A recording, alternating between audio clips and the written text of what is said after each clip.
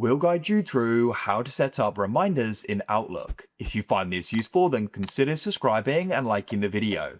Here we are in Outlook. So perhaps you need to go and be reminded in order to go and do something, whether it's emailing somebody, going and doing a certain task, or doing something else. It doesn't matter. We're going to guide you through how this can be done in Outlook.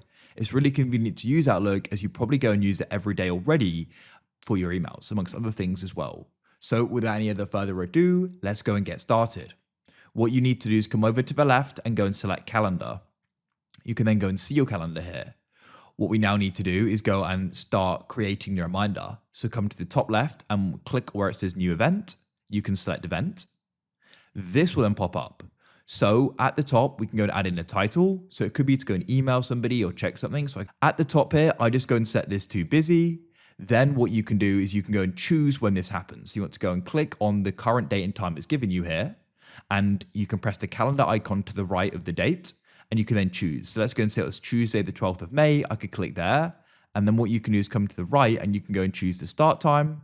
I could go and set it to 9, for example. The end time doesn't matter too much. I just do it for half an hour. And you can then go and add in a location. Choose if you want a Teams meeting. You probably don't because it's just a reminder. And you could then go and add in a description. So be like, send the weekly report over as soon as possible. Now, because this could be like a weekly thing, at the top, you can go and click series and it will then go and occur every Tuesday, which is really convenient.